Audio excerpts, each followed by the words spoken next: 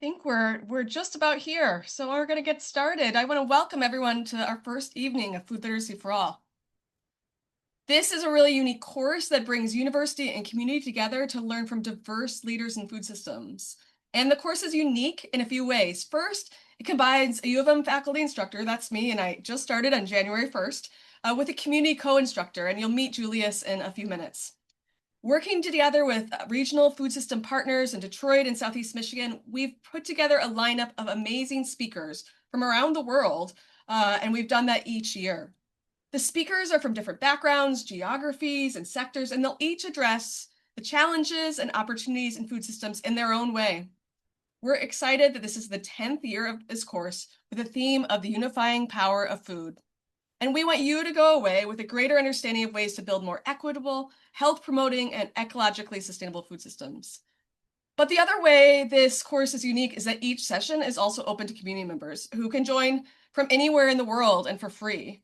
And on the Food Literacy for All website, someone will put it in the chat, you'll find a video library with the past 9 years of speakers. So you can blast from the past and listen to an amazing lineup of global speakers from the last 9 years.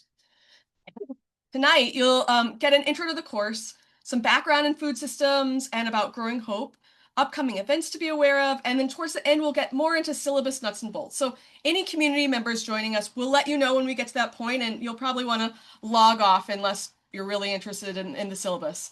And this is a virtual course with 2 in-person events open to both students and community. One of those is next week, and we'll talk about it later.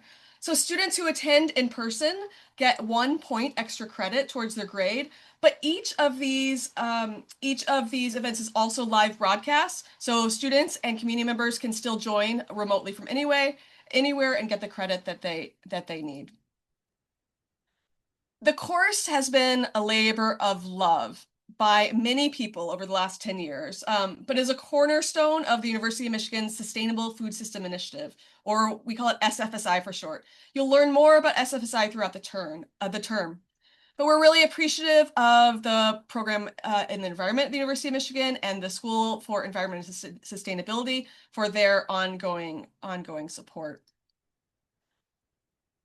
The course is fairly complex behind the scenes. Hopefully it feels seamless to all of you. But I want to introduce you to the team who makes it all happen. So you'll see them starting to appear, a number of them who are with us tonight. The core 4 of us will introduce ourselves, but we also want to give a shout out to a few others who you don't see tonight. Dr. Lesli Hoey is a food systems planning professor at Michigan and has been, I would say, the glue that has kept this course funded and functioning since the beginning. We also have behind the scenes here now and every week, Chris Taylor and Marissa Stafford from the College of Literature, Science, and Arts IT team, and they really make this Zoom possible with such a large number of people. You see, we have 280 folks with us this evening, and as we get into the guest speakers, we could easily swell to 400, 500, 600 people on a given evening. Finally, Russell Lynn is supporting the weekly newsletter that you get and it really helps particularly community members each week know who's on deck for the next week, what's coming up for guest speakers. So thanks to this great team. And I'll pass it off to Sami.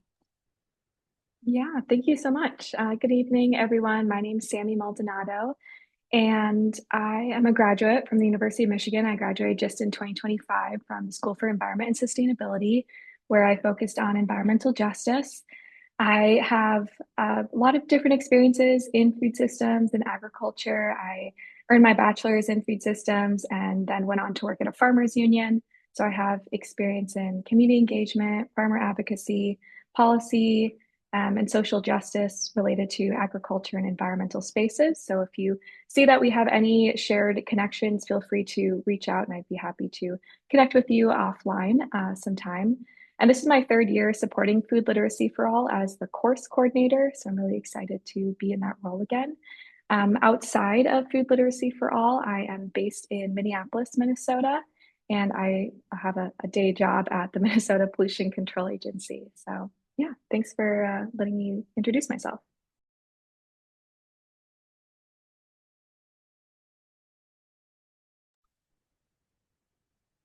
Everyone, my name is Julius Buzzard. I'm the Community Co-Instructor for Food Literacy for All this year.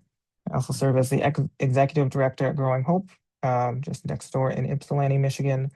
I've been at Growing Hope for about 5 years in a couple of different roles. In addition to that, there's other ways that I get to interact with food in the food system. Some of those being on the MSU Ag Bio Research Advisory Committee. This is one of the founding and sort of steering members of the Washtenaw County Black Farmers Fund, and as well as a part of the Washtenaw County Food Policy Council. So excited to be here. This is my first year being involved. Like Amanda, also started January 1st in this role, but I've been lucky enough to be able to listen in for a number of years and talk with a number of the speakers. So excited to spend some time with you all this semester as well.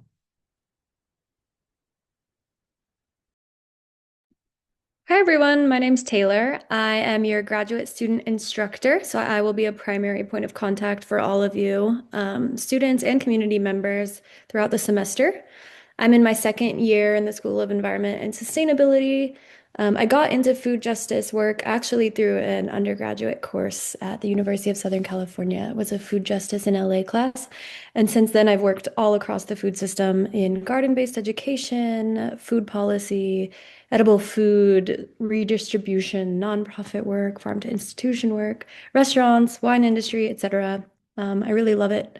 And I'm kind of early in my training now as a scholar activist, and it's my goal to work very closely with farmers and farm workers to sort of strategize resistance to corporate dominance and sort of building agroecological transition toward life-giving systems.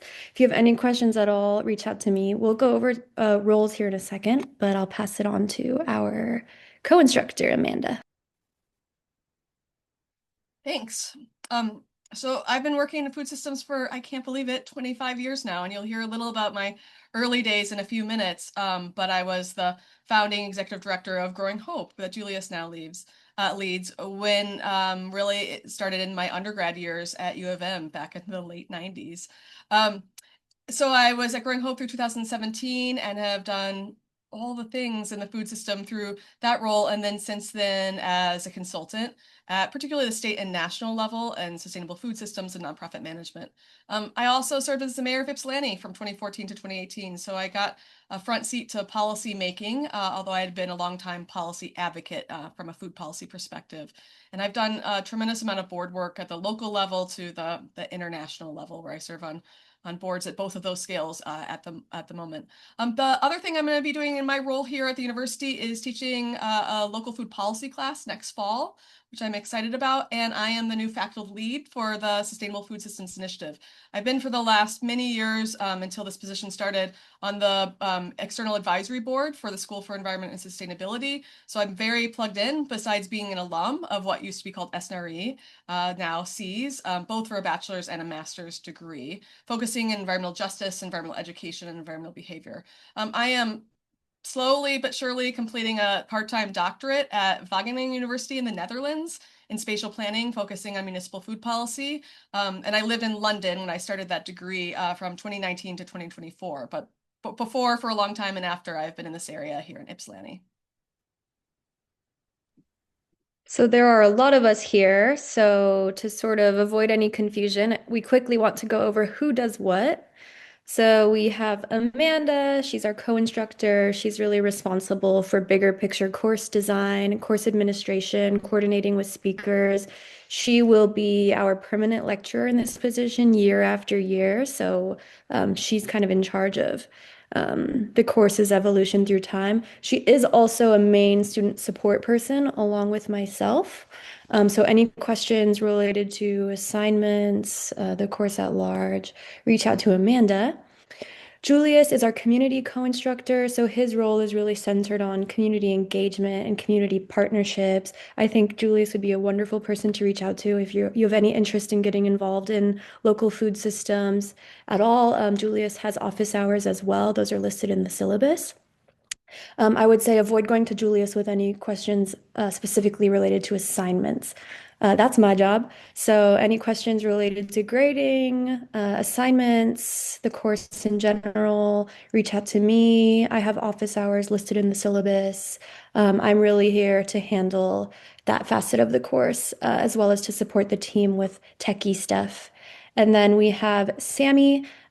She's a course coordinator, so we won't reach out to her with questions related to assignments, grading, etc.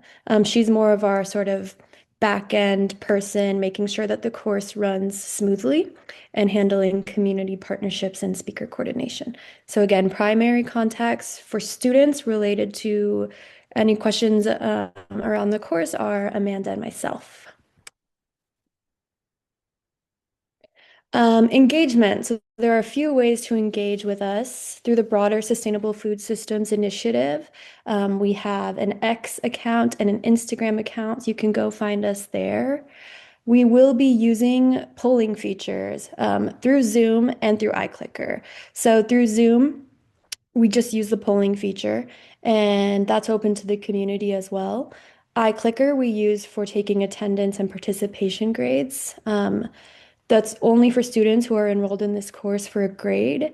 We will go into detail on how to get all signed up in iClicker and all that jazz in just a moment. All of our courses are recorded and available on the Sustainable Food Systems Initiative website. We will send you a recording of the course as soon as we get it. It doesn't take too long. And then the edited public-facing recording of the course goes up onto the website about a week later. So just going over the specific tools we use to make this an interactive course. So there are around 300 of us in this webinar right now. So as many ways as we can find to interact with each other is great. That's what we're looking for. So in general, just classic sort of Zoom engagement in the webinar. So we use the chat for general comments or urgent questions. We really encourage you to get enthusiastic in the chat, cheer our speakers on, share any sort of personal anecdotes or things that you resonate with. For questions for the speaker, we ask that you use the Q&A feature. It's just a lot easier for us. It's this organized sort of feature. We can answer questions directly in there, and we can also sort of look back at your questions even after the webinar is over with to understand any gaps that are coming from our end. You also have the option to turn on the live transcript and closed captioning feature.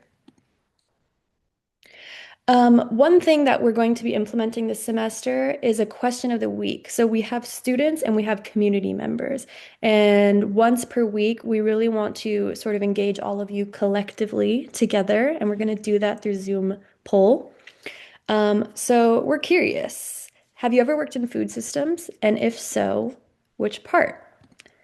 You'll see the question pop up here in the Zoom poll. And we'd love to see what you've got to say. Lots of restaurants, lots of food service. Lots of folks who have never worked in the food system at all. Some farmers. Lots of nonprofit or community food work.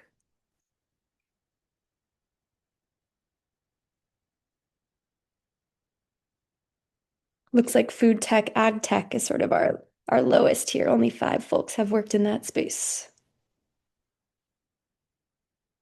All right, once we hit, let's say, 260 participants, we will move forward. All right, yeah, it looks like lots of folks working in restaurants and nonprofits, and then a good chunk of people who have never worked in food systems. Hopefully, we can influence some change in that way throughout this course. Sharing those results out with all of you now. All right, so just a quick logistical thing, and community members bear with us. Setting up iClicker. So this is for enrolled students only. So I sent all of you through Canvas some information on getting all signed up in iClicker. Some of you aren't in our Canvas yet, and if you just enrolled, it takes up to 24 hours for Canvas to come through to you. So we ask that you scan this QR code or type this URL into your browser. That will lead you to join the class. And we will use iClicker every week to sort of gauge and grade your participation and attendance. We're not grading for correctness, especially because a lot of our poll questions are opinion based, for example, but we will be grading you on whether you answer all the questions or not. So get that all signed up and ready to go. We'll be doing an iClicker question in just a little bit. If you have any questions, you can directly message me in the Zoom chat. Other tools that our students will be using are Perusal, and we'll go into this in just a minute. Perusal is a tool that students use to sort of collectively annotate and engage with readings. So we'll have one per week, not for all weeks, for most. And it's a pretty intuitive tool. You can access the Perusal readings in Canvas, and the Perusal website has tutorials for you if you need it. We also use Canvas for assignments, quizzes, discussion board announcements, all that good stuff. By now, all of you should be relatively acquainted with Canvas. All right, let's move into Food Systems 101 with Amanda. Great. And Taylor, there's some questions in the chat. So I'm specifically not monitoring the chat, but Taylor will do her best to sort of get back and forth to them. And we'll have time at the end of the class to talk more, deal with technical difficulties, et cetera, et cetera. So we'll work together on it. We're gonna make it all work. So Food Systems 101, now that we've had some basic kind of orientation, we're gonna get into it. I'm going to give you a super brief overview of food systems. And we know that for many of our students, this is the first and only food systems class that you're taking in your educational career, and that for others, you're food system pros. But for all of you, I hope that this gives you a framing within which you can place each speaker's deep dive about usually one aspect of food systems. So let's start with a simple food, apples, right? Most people buy them at grocery store or eat them as part of a meal program they participate in. So school lunch, for instance. Maybe we buy a whole bag of apples or a can of apple pie filling or single serve oatmeal packets with dried apples and cinnamon. In a school lunch or at McDonald's, we're served pre-cut apple slices in individually packaged plastic. As a hospital meal, we're served applesauce. A restaurant gives us an apple tart. You get the idea, lots of different forms. But if we pull back from here, if we pull back the curtain on how even this very simple ingredient gets from its point of production to consumption, we see that there are a lot of steps. This is what we call a food supply chain. And I encourage you to think about the people involved in each of these steps, the energy used in each of these steps, and where within and across these steps issues of equity come to play. We can look at the supply chain in another way too, based on what we call the food dollar. The USDA, U.S. Department of Agriculture, does periodic food dollar studies. And so this is saying for every dollar you spend on a food, it's divided among many different industries. So the farmer does not get that whole food dollar because you saw all those other people in between the farmer producer and what we're eating, right? And so everyone gets a cut of the pie or a cut of the dollar, so to speak. So this is divided among many companies, many different workers across the supply chain. And I'll note that one of the big arguments people make for buying directly from the farmer is that, at a farmer's market, a farm stand, a CSA, et cetera, is that the farmer gets a much bigger share than their average of 9.1 cents for every food dollar spent. They get as much as the whole food dollar, or maybe the whole food dollar minus what they're paying some of their employees. The point is there are many sectors and players in this journey from how food gets from the point of production to the people who eat it. So supply chains are linear, right? They're a linear way to look at food, but they don't get at the many intersections and complexities and dependencies that exist in reality. So what's a system, right? In about the last 20 years, we've started thinking about food in this systems approach as one system or even a set of systems that have interrelated and interdependent elements. You can see some definitions of a system. But let's think about an example of an interconnected system that I think we can get our heads around. So in a given ecosystem, as represented by the plant and animal players here, there are plants, animals whose survival depends on one another, right? They eat each other. Each needs enough food to survive, whether they eat plants or animals or both. And when any given part of that ecosystem is negatively impacted, say bird flu wipes out all the birds, then the whole system is impacted and thrown off balance. There are both upstream and downstream effects, to use a more water metaphor, for anything happening to a given player. The same is the case in a food system. So a food system in its most simple form takes that linear supply chain and puts it in a circle, right? Which is just the beginning of recognizing those connections. Here, we've taken the line, we've connected into a circle, and we've connected resource and waste recovery with food production, right? So imagine food waste becomes compost that feeds the soil to help things grow. That's the most simplified way of looking at things. There are other ways, though, of visualizing a food system that adds more layers. This food system model includes that supply chain on the right, but also then includes food environment, considering physical and financial access to food, advertising, food safety, and food quality. So that's an interesting look at food systems. And we can get even more complex. So in this one, which I really like, actually, the supply chain is in the middle, and the intersecting circles around it of politics, health, environment, society, and economy all play into it. And we see how they are Venn diagrams upon Venn diagrams. And in this class, we'll be exploring many of these connections particularly. Here we see a framing that includes the drivers of food systems. What are those things that influence them? And then talks about what the outcomes are in the middle. And this one frames the outcomes in particular as the more positive outcomes to food systems, when there are, of course, both positive and negative outcomes to a given component or entirety of a food system. And here's another, right? So I challenge you to think about the implications of these different ways of visualizing the food system. How do they show interactions? What's there, what's not there? How do they show interconnectivity?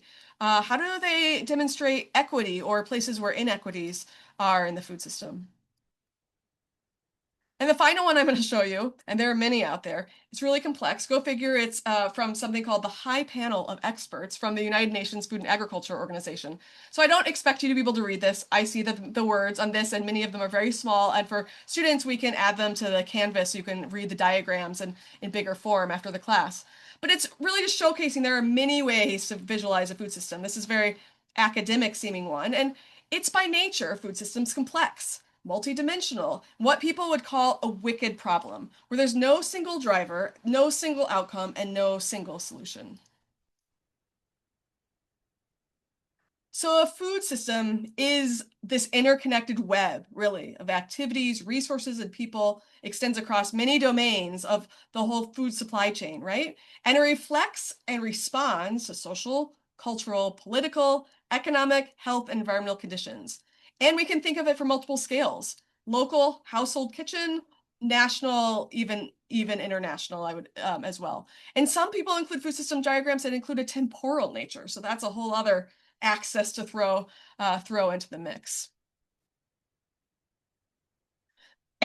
But I encourage you not to get bogged down by the complexity. And I think this is a really, really, really simplified image that gets at really well and follows what you'll see in a few minutes of how I've approached sort of my career in food system. It's really all about connections and interconnections, going lots of directions between different parts of the food systems.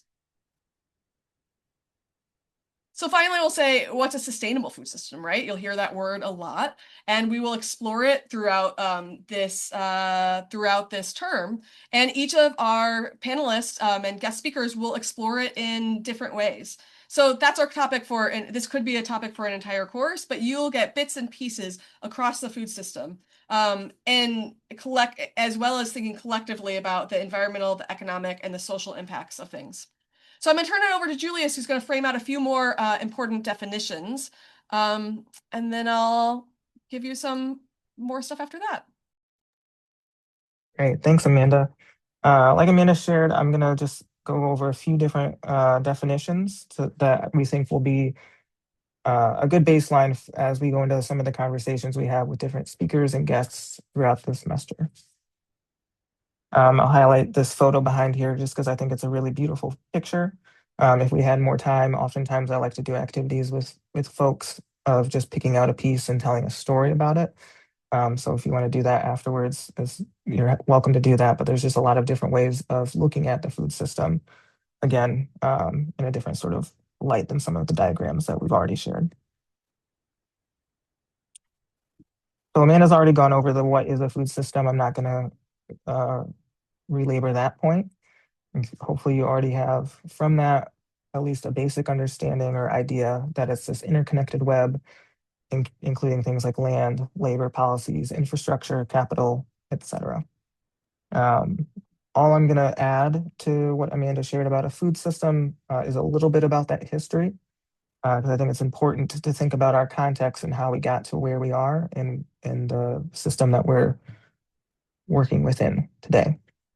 So here in the United States, the modern food system is rooted in colonization and slavery, rooted in stolen land, enslaved labor, and radicalized extraction.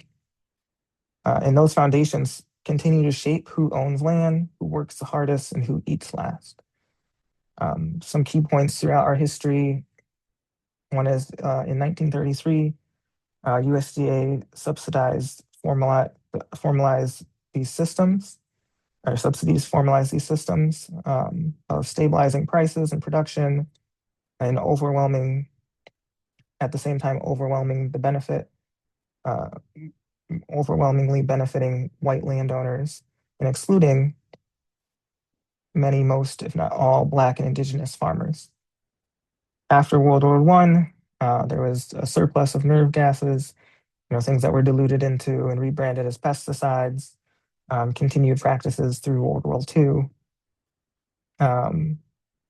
when nitrogen plants began to build bombs that were converted to produce ammonia for chemical fertilizer. And so we have this, as I already mentioned, this history of colonization, slavery, war technology that is molding the food system as we know it and interact with it today in ways that we don't really think about. And this sort of is the foundation for telling us the story of what the food system has become and the relationship that we are nurtured into about it. And, these impacts are everywhere. It's in our environment. It's impacting our workers. It's impacting our communities.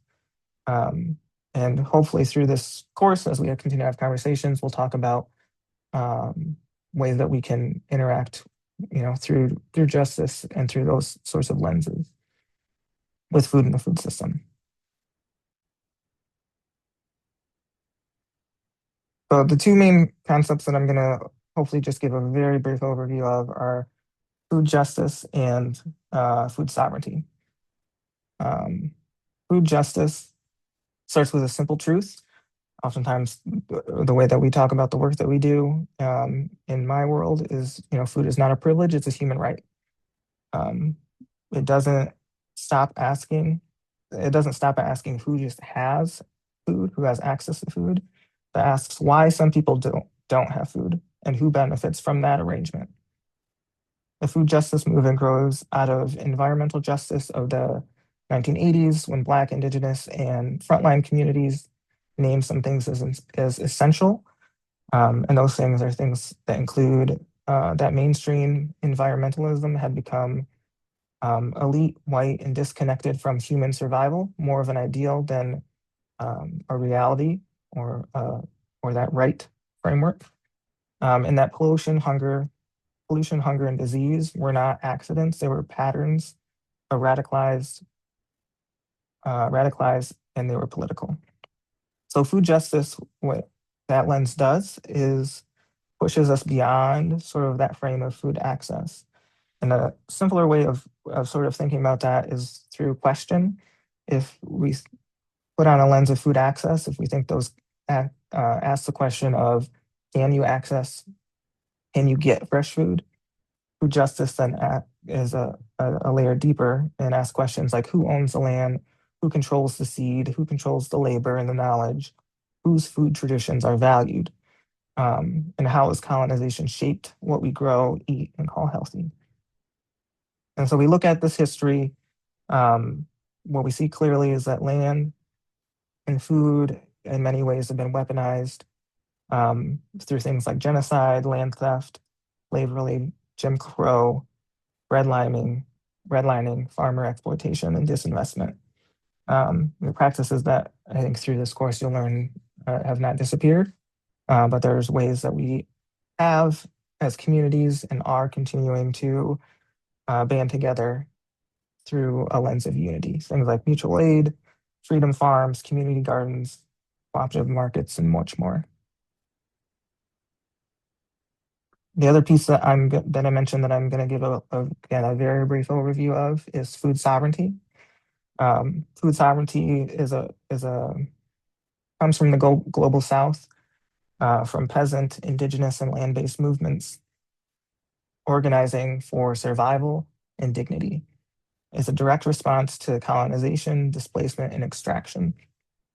And so if we think about food justice as being something that helps us name the problem, food sovereignty names the solution.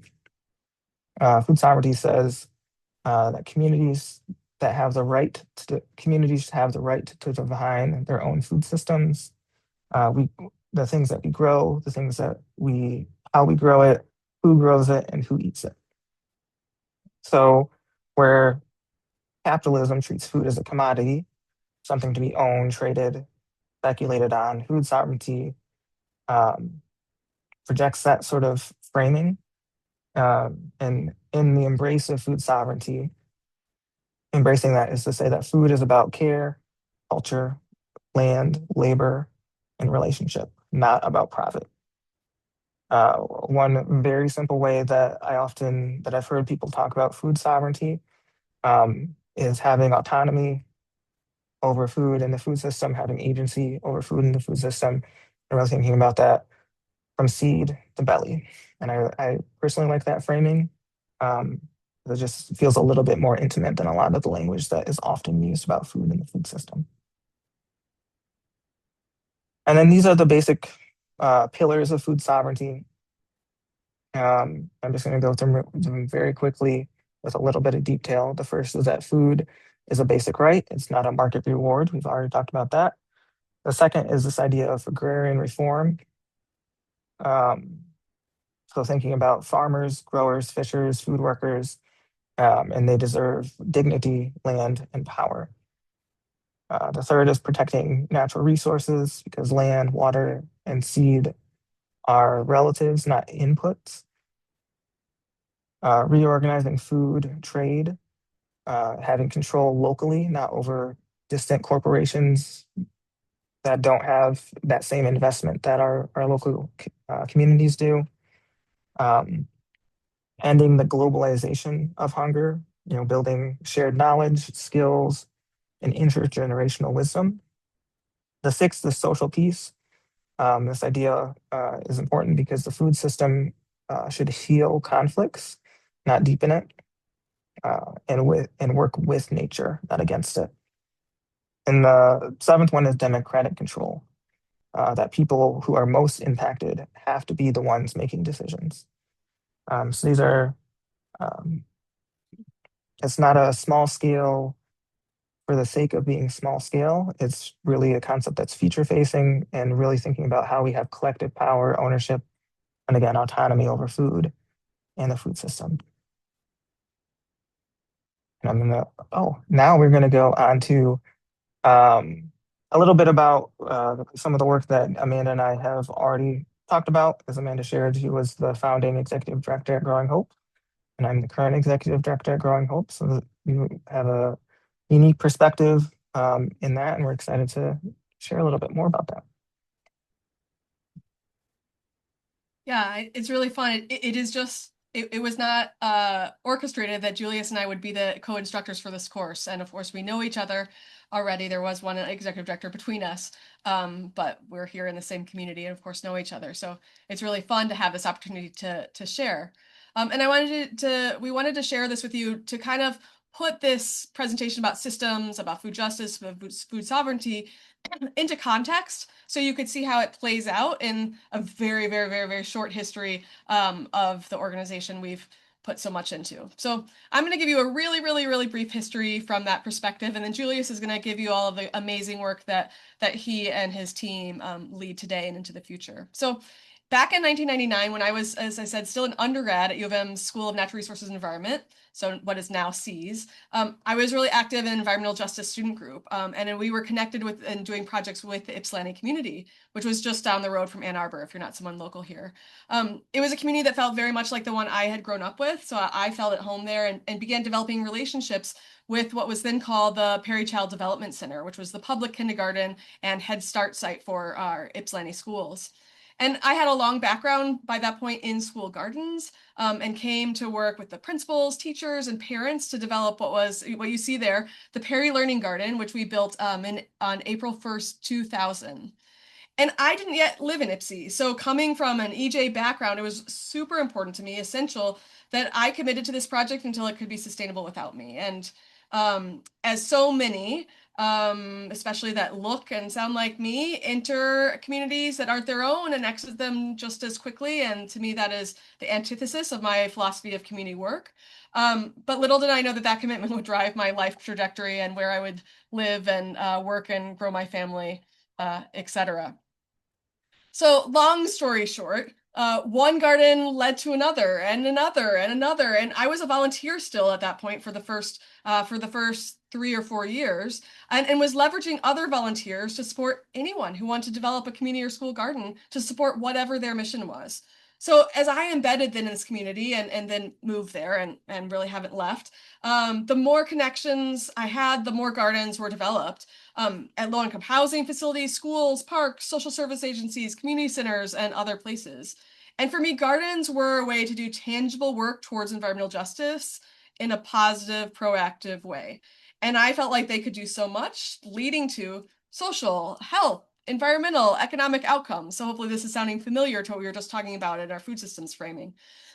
They were a vehicle for positive change in many ways. And I was really fortunate that Ypsi-based sustainability educator Susan Santone and her nonprofit Creative Change Educational Solutions acted as a fiduciary for us in those early years, as we were quickly growing this sort of community of gardens, after-school youth programs, school programs, classes, and much more. Until in 2003, we decided to incorporate as our own thing, and that's when Growing Hope was officially born.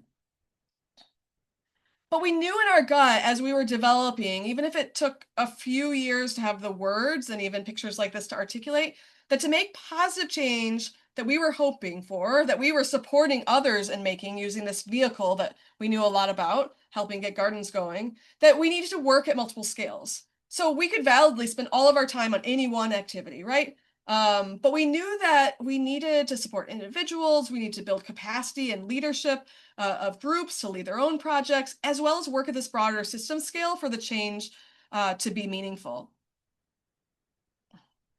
And we realized at some point that there's a name for this. It's the socio-ecological model of change, but it was just coming into use at the time in public health and social work worlds.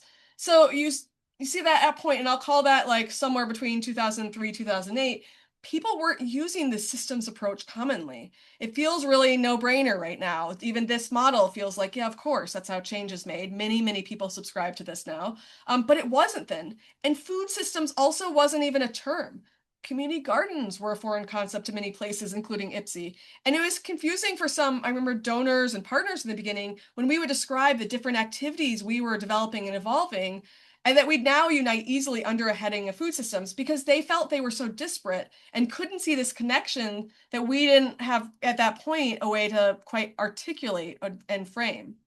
But we continued on and came up with this framing at one point about growing healthy people, healthy economies, healthy places, expanding from using gardens as this vehicle to positive change to recognizing that healthy food access was maybe really actually at our core, and gardens were one of those ways that we were evolving healthy food access. So you see our original mission was to help people improve their lives and communities through gardening, and later we added an increasing access to healthy food, and later we evolved into a mission closer to the one that's still used today that Julius will talk about. And if you don't know Ypsi, I'm not going to give you the whole demographic background, but Healthy food access is a big issue. Other health disparities are huge and are prevalent among our residents, who in the city limits themselves have a household median income in the low 30,000s. But I'm going to land on that healthy places circle for a minute. And I remember when this diagram that you're seeing here came out from what was then the state's community health department. It showed that healthy communities are about equity and access to green space, parks and rec, healthy food, strong local economy, much more. And again, it doesn't look groundbreaking now, but at the time it was a huge departure from the previous messaging used by that department, which was about health being about individuals and individuals making the right choice or the healthy choice, right? And that framing doesn't recognize what people know now and have well researched and documented, that where you live, where you work, where you go to school is tremendously impactful to your health and life outcomes. We would call those as part of the one component of the social determinants of health. So in the city of Ypsi, where when I last saw the numbers a while ago now, the average life expectancy was 20 years lower than those who lived west of Ann Arbor in a more affluent community of Chelsea. 20-year difference. And that when the county epidemiologist went into the data and really actually looked at what the specific mortality data was, found that it was mostly related to diet-related disease.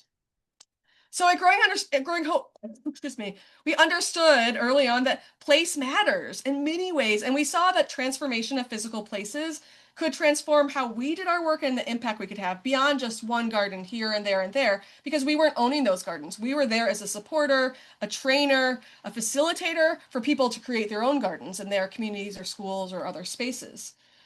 So we explored really, really early on in the organization, starting in 2005, really putting down our own roots. And over many, many years, we slowly fundraised and volunteered and renovated this property that is now called the Growing Hope Urban Farm, right on Michigan Avenue, just up the street from downtown Ypsi, as the organization's headquarters. And later, we wanted to develop a permanent home for our farmers market. We started running farmers markets with a healthy food access focus in 2006. We developed what you see at the bottom there, the Ypsilanti Farmers Marketplace, using 2 properties in downtown Ypsi, because we realized that that place mattered.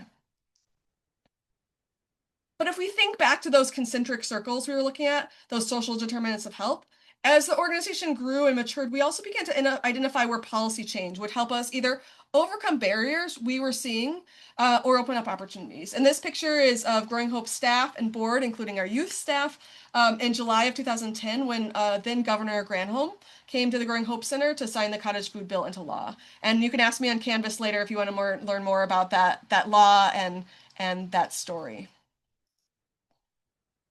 But we also expanded our policy work in other ways, connected with other people to do so. And this is what Growing Hope was connected with others as we were developing as a food systems organization. But there was a point which we did more and more of that. So we were co-founders of the Washington Food Policy Council, helped facilitate that group's first policy agenda. And that group is now a part of a robust network of food councils all over the state of Michigan and all across the country. We've been part of what's called the Michigan Good Food Charter since the development of the first charter in 2010. I still play a real active role in that, which maps out healthy, sustainable food system goals and paths to get there across our state. It's a 10-year plan. And again, we can talk about this more on Canvas or another time. But we've always been an organization rooted in this systems thinking and recognizing that impact happens in many arenas and at many scales. And as you hear from the other speakers in the rest of this course, I really want you to listen for what their vision, their philosophy, their theory of changes are for creating more just and sustainable food systems. And now I'm so excited to turn it over to Julius, Growing Hope's amazing executive director, to talk about where the organization is now and where it's headed. Thank you, Amanda. I'm actually going to skip a couple of slides because some of the information is just kind of duplicated. I'm going to stick on this one for most of the time that I'm talking, I think. So you got a little bit of where we started, a lot, that sort of basic foundation, which is great. I also appreciate hearing that from another perspective. And this is kind of where we're at today at a basic level as an organization. You can see here, this is our current mission statement on the left here. Growing Hope is fosters a just and equitable local food system where all people are empowered to grow, buy, sell, and prepare eat and eat nourishing food. That's a lot of words in one sentence. Usually when I'm talking to people about the work that we do, I say something like, growing hope where food, not a lot has changed, but also not a lot has changed over our 23 years. We're a food systems organization. Our goals and our missions are around investing in building food sovereignty in Ypsilanti and across Southeast Michigan. At the most basic level, what that looks like and means to us, and to me, is that we're inviting people into more intimate, more just, and more joyful relationships with food in the food system, however it is that they are able to or want to interact with the food in the food system. And then we can get into the list. That's whether they're growing it, buying it, producing it, or anything in between. We continue to do that through our 2 locations and 4 sort of program areas, which you can see in this little pinwheel on the right. We still have those locations that Amanda mentioned, the Growing Hope Center Urban Farm, just under 1.5 acre urban farm where we are really growing food with and for the community. So all the food that we grow on the farm goes back into the community. We have a community produce cart there where people can get produce that we have harvested and grown throughout the season, but really also serves as a site for mutual aid. We have a number of farms, gardeners, growers who are keeping that space stocked. And think about like the space really is how we really equip people with the tools, resources, and knowledge to grow their own food. So some of that is actually the food itself, but a lot of that is the education, or like the physical tools. We have a tool lending library, or things like seeds, seedlings, or compost. We also do a lot of other pieces of education, mostly that emanate out of that space. So a lot of our work with youth and schools happens there. We have a teen program. About half of our staff, actually a little bit over half of our staff, is under the age of 18, working year round on the farm. That's really like a piece.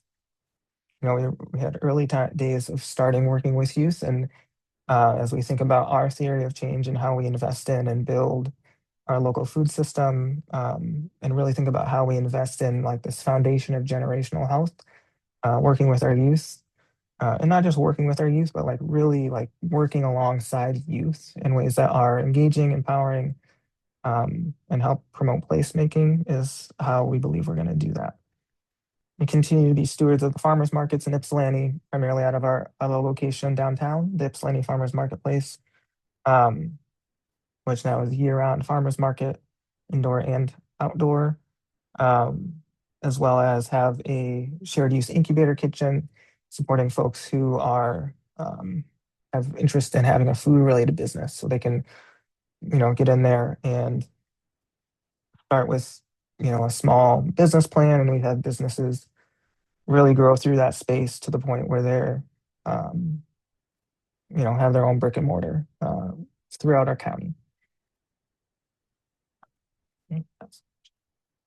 So I think the next slides are just a few of pictures of those spaces, what it looks like today. So on the left side of the screen, you'll see the Growing Hope Urban Farm, just a few pictures of that space as it is today. And then on the right is the Ypsilanti Farmers Marketplace, as you can see, which includes the incubator kitchen. This year, one of our big initiatives as an organization is we're building a second kitchen, which will serve as an accelerator kitchen space. So really thinking about how we can support people through the breadth of the food system, and not just providing a service again, but like really thinking about how we can help transfer ownership over to the people who live, work, and play in our community.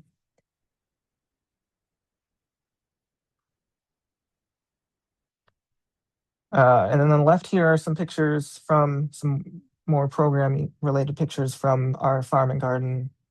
One of our home vegetable garden participants is at that top left photo. That's a program that's been going for a very long time, supporting home gardeners, giving them tools, resources, and knowledge again to grow in their own contexts. On the bottom, you can see a picture of our produce cart. That's actually we updated the produce cart over the last few months because we found, as I mentioned, it's like really a site of mutual aid. So we had a number of farms who were dropping off produce, and we didn't have enough space for it. So now we've got a much larger space. There's a ramp, so it's accessible, and it's right off the parking lot as well. Our farms kind of separated or sectioned into some various areas. One of them is our sharing garden at the top. Another one is our the oasis or the teen garden. Both of these spaces actually are spaces where our teen program are the primary stewards of those spaces. Sharing garden, people can come and harvest their own produce. So again, it's thinking about how we're inviting people sort of one step closer into getting their hands in the dirt.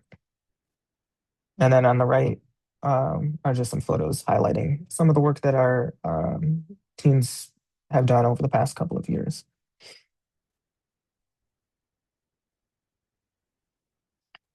Here are our last two sort of program area photos. The farmers market really over the past few years has transformed quite a bit, but continues to support local farmers and producers in that space. And like I said before, runs year round.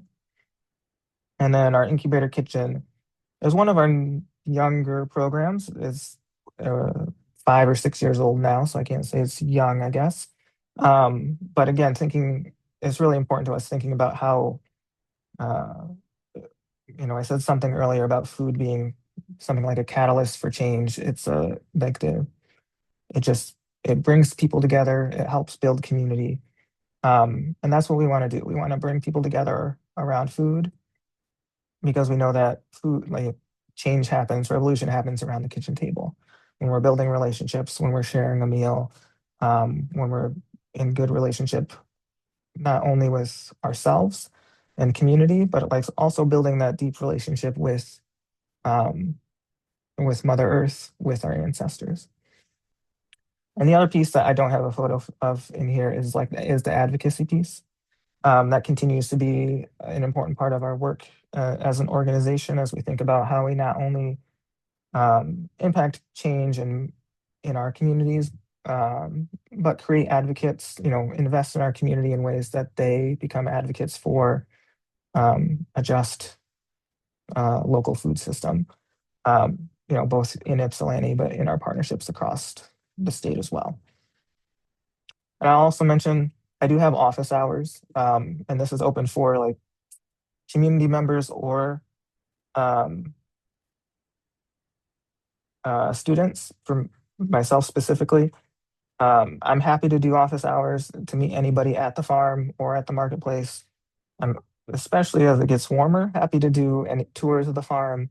I think it's just, I'm excited about a lot of the folks that we get to share with you over the next couple of weeks. But it's another way to get like some hands-on, like really, get your hands in the dirt if you want, or just see what it looks like face to face. Oh, and great. Before I go into some of the speakers we'll have for the semester, I want to just shout out and highlight some of our other partners who have worked to identify the speakers and make this semester what it is today. So in addition to the four of us, the folks that you've heard from and seen today, Food Literacy for All has been had this university community partnership for its entire history. This is the 10th year of Food Literacy for All, so we're turning 10. That's exciting. And through that time, there's been a number of different community co-instructors. They represent 4 different organizations, Growing Hope myself, but as well as Detroit Black Food Sovereignty Network, the Detroit Food Policy Council, and Oakland Avenue Urban Farms. And while they're not here with us tonight and won't be here with us regularly through this class, they were a part of the planning process, and some of them will be a part of some of the panels. So just wanted to give a shout out and thanks to them. That's Jerry Herban, from Oakland Avenue Urban Farm, to Phil Jones, who will be with us next week from Detroit Food Policy Council, and Dr. Shakara Tyler from Detroit Black Food Community Cyber Network.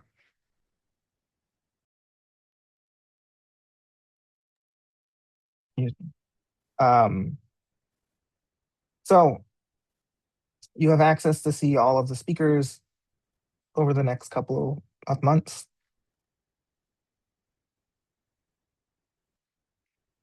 Amanda, can you take, oh, sorry. Yep. I did my coughing already. Well, Julius does his. Yeah, we're excited for this amazing lineup of folks. We have local folks all the way into international folks. You can see them here, and in the chat, Sami has just put a kind of a community guide, which is a sort of external version of the syllabus for community members, and you could read more about the suggested readings that the students enrolled in the course will be doing, etc. Now it's me too. So we look forward to you taking a look at your syllabus or this community guide and seeing who you're excited about. And I'm guessing for some of you community members, you may have enrolled and joined because of a specific speaker that you were interested in. I'm excited for a few of these folks that I know personally and have known for a long time, including Patrice Brown, who for a long time was at Eastern Market in Detroit, but is now Detroit's Urban Agriculture Director for the city of Detroit. Jim Embry, who you'll see pretty soon, is a longtime activist and colleague. So we have an amazing group of people from a variety of sectors, some who are writers, activists, probably all activists in their own way, etc. And I encourage you to think about, again, where does that fit in this food system, in the different food system diagrams, and think about that throughout their presentations. So we will next move into a poll. So you may or may not have reviewed the list of speakers in advance. You may have just taken a look. You have these documents open possibly right now, either your syllabus or this community guide. Taylor, I'll let you take it away. Is there anyone you're particularly excited about? Great. So first things first, our poll questions, we separate community members from students because this is how we track students' participation. So students, now is when you're going to open your iClicker. So I'm going to run a poll. And for this first question, iClicker only lets me, if you do multiple choice, it's A through E. So for this first question, we're going to do a short answer on iClicker for students. Community members, you're going to answer this question through the Zoom polling feature. So we're just really curious, which speaker are you most excited about? Students, I just opened up the iClicker poll. So results should be coming in. Just go ahead and type in your answers. And students, if you did the Zoom poll as well, that's fine. We're not doing statistical analysis on these, so it's okay if you did that. But whenever you get this sort of iClicker heads up next time, don't do the Zoom one, even if it pops up. Yep, and if you did the Zoom one, we still need you to do iClicker because that's how we're gonna make sure that you were participating today. We have 116, 120, 130 responses from students coming in. From the student side of things, it looks like folks are most excited about Rowan White. I'm excited. Rowan was on our lineup last year, but got sick and couldn't speak, so we're really excited to have her. Jim Embry. I'm very excited about Jim Embry myself. David Ortega. It looks pretty evenly distributed here. We have 174 responses. So we're going to give students a little bit more time to answer. I'm in full screen mode, but I'm curious what community members are saying in Zoom. Let's check it out. Looks like David Ortega, Changemaker Chefs next week. That's great. Are particularly high. Great. We're going to give students, let's say, 5 more seconds to get their answers in. Before we move on to the next question, we'll stop this question. All right. Stopping here, I'm going to pass it on to Sami, who's going to speak about next week's event, which is incredibly exciting. We really encourage everyone to join us in person. So Sami, on to you, and then we'll have another iClicker and Zoom poll question after that. Awesome. Thank you, Taylor. So yeah, next week we have a class that'll be Tuesday, January 20th, and this is a panel of Michigan Changemaker chefs. This course is part of our third annual Food as Resistance event, which we've held in collaboration with Michigan Dining for the past 3 years. And I want to point out that this is one of the 2 events of the semester that is hybrid. So there's an in-person option and a virtual option. Community members, you are welcome to join in person or virtual. I know the community member from Canada probably can't come in person, so you're welcome to join virtually. But if there are community members in the Michigan area, Ann Arbor area, you're welcome to join in person. And students also feel free to bring a friend if you'd like. So the virtual option for Food as Resistance on January 20th will be on a YouTube live stream. We'll make sure you have that live stream link. It's also on our website, but just a heads up, it is on YouTube because it has a more professional camera for that. For students, you can receive extra credit by joining in person. There will be a check-in table at the entrance area of Michigan Union. This is at the Rogel Ballroom on the 2nd floor. And so for students, if you would like extra credit, make sure you check in with your name at that table, and that's how we'll track that you joined us in person. And again, if you're not able to join in person, you can join virtually as a student, but we'd love to see you there in person. And then I just want to quickly share these different panelists that we have at Food as Resistance because it's a really exciting lineup. This is a panel of Michigan chefs who all have really amazing activism in the community and know a lot about the role of food in movement building. So we have our panel facilitator, Chef Phil Jones, who Julius mentioned earlier is one of our community partners. Chef Phil Jones is, of course, a chef and a community food specialist at the Detroit Food Policy Council. We also have Amanda Saab, who will be one of the panelists. Amanda is a chef, activist, and program director at the Detroit Food Academy and a former contestant on 2 seasons of MasterChef, which I love that show. Next, we have Juleen Evans as a panelist, who is the owner of the pop-up Indigo Culinary Co. and a co-owner of Detroit-based garden called The Joy Project. And our third panelist is Jermond Booz, who is a Detroit chef, a culinary programming lead at Detroit Food Academy, and the co-creator of Vinyl Tastings, which is a music-themed fine dining experience. And we do have food at this event. So if you're just looking for one more reason to join, there is free food. Michigan dining chefs are incredibly talented, and they will be preparing small plates based on their personal interpretation of food as resistance. I checked out a bit of the menu, and there's really exciting small plates with roots in Mexican, Chinese, and Nigerian cultures. So yeah, please come for the food as well. Small plates will be served at 6, and the talk begins at 6:30. I know that was a lot of talking, but I just had to give my plug for that event.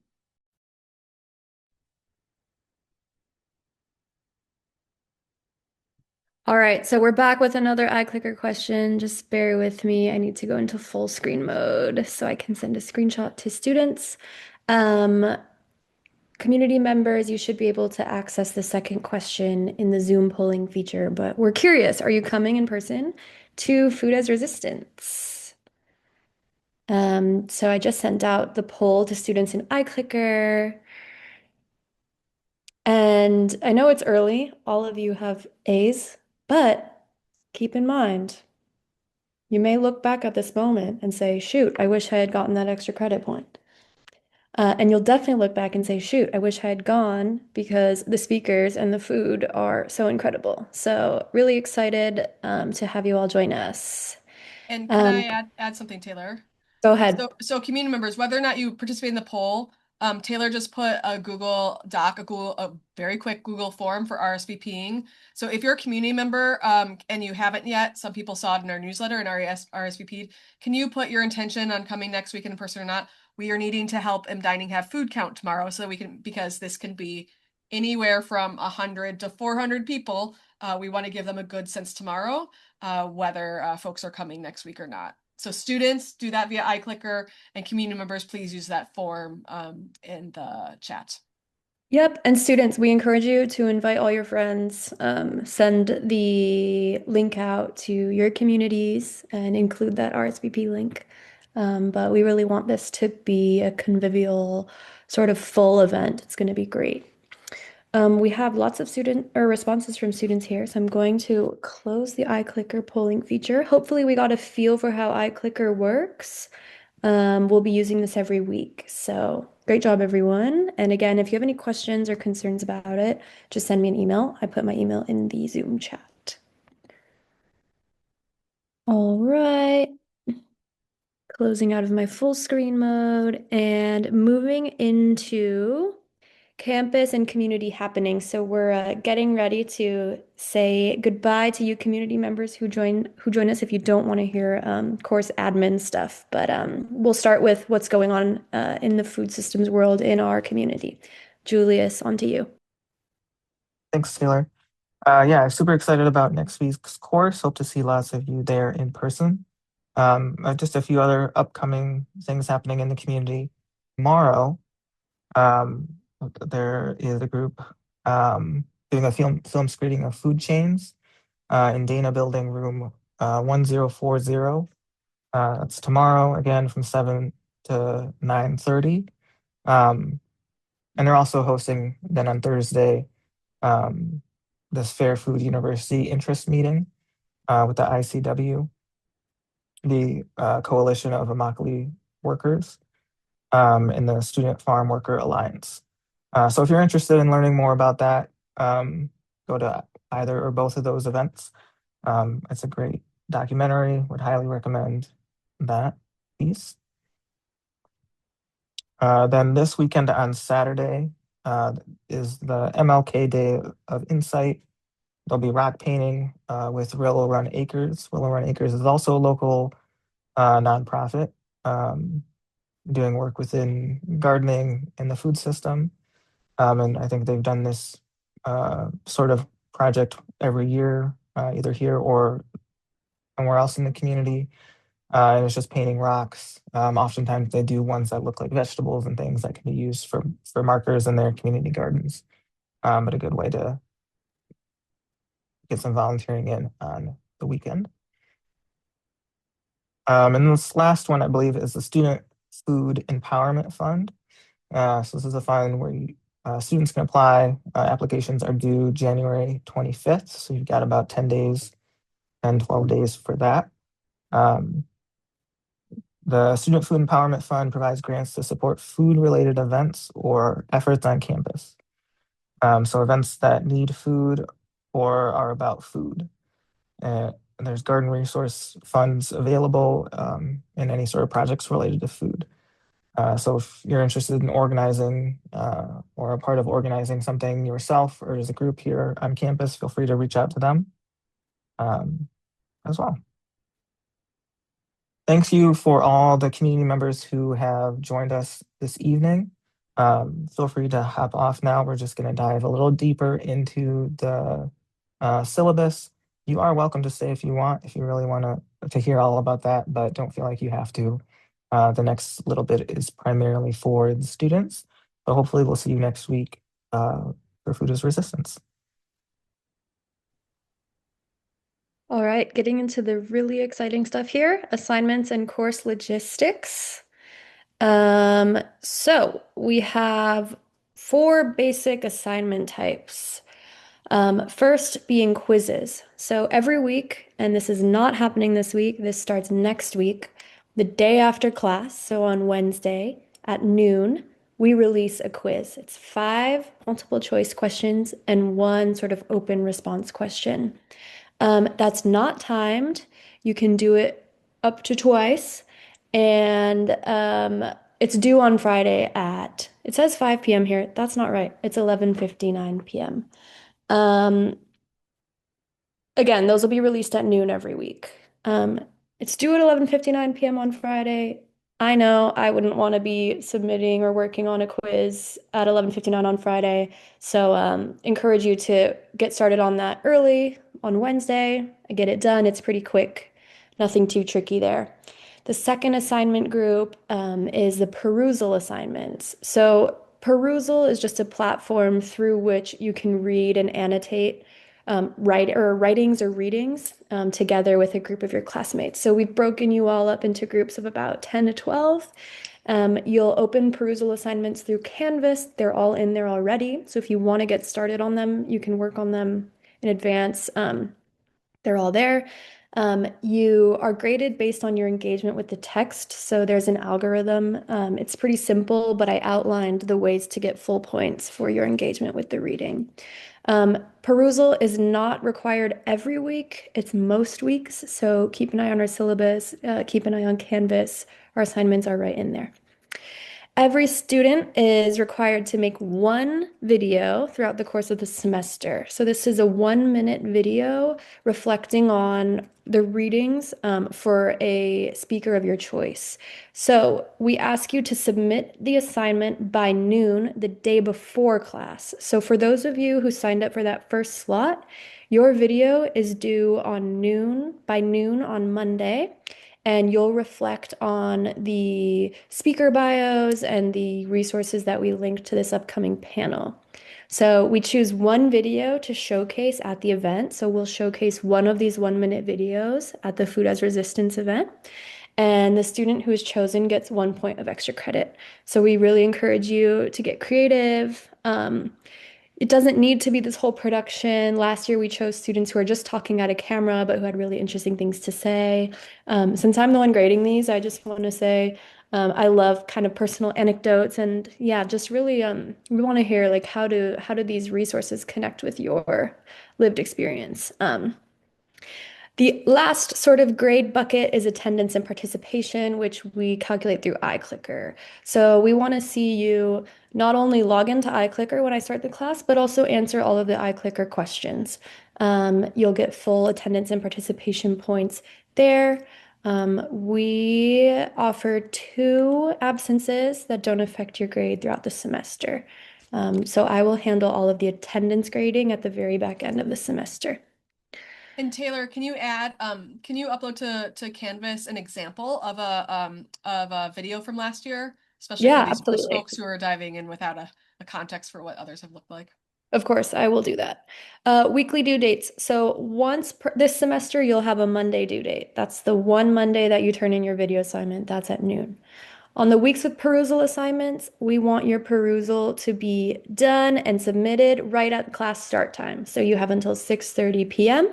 And then every Friday, you're going to have your quiz due at 11:59 p.m. That's it. So really, the primary rhythm is Tuesday, Friday, and then that one Monday. Grade breakdown. So the biggest part of your grade is participation and attendance. So again, iClicker, iClicker, iClicker. Second biggest portion here is quizzes, then perusal, then video, wrapping up to 100%. Again, encourage you to take all of the extra credit opportunities that you can, especially early on in the semester. Amanda, can you speak to accommodations? Sure. So we've received, for those of you who work with the Office of Students with Disabilities, we've received and processed sort of signed formal accommodation letters for many of you, but because this is a large class and we don't have some of the things that you'd normally have accommodations for, many people would have, time and a half for exams or things like that. We want you to take a look at what Taylor has shared at the syllabus and then reach out to us if you think there are ways that you need additional accommodations. And so we can work together to help you out and make sure you can be successful in this course. But we're going to, even though we have those all documented in a spreadsheet, we're going to rely on you to let us know in this specific course context what you need from us to support you. Oh, I accidentally clicked the button at the same time as you. My bad. Sorry. Go for it, Amanda. So I want to give a shout out. So when I was hired as a lecturer in sustainable food systems, also hired was Jules Reynolds. She's joining us from University of Wisconsin and is fabulous. And she is leading a 1-credit optional discussion add-on to this course. So it's not like a section of the course. It has a different course number. And it will let you in a smaller group. It's virtual as well, so it's online, but in a smaller group, max of 20 students. You'll dive more deeply into the topics we discuss and to what the speakers we're getting at, and we'll give you an opportunity for kind of, more critical thinking. This is only open for undergraduates. And because it's not part of this course, but it is tied to this course, you need to apply for a permission for it, so that you can get an override, because the staff will manually check to make sure you are enrolled in this course before you letting you in. And there are, as of today, still a decent number of openings there. The class, even though it's a Thursday class and there were already classes starting last Thursday, that class did not meet last Thursday. It was waiting for this to meet. So you haven't missed a first class for that. If you want, Jules, if you're here, actually, if you could put in the chat to us what actually the course number is. I don't have that on hand, but you can email Jules also for any other questions if we don't hear from her, including what the course number is, if you don't hear from her in a minute in the chat. And we're just about there.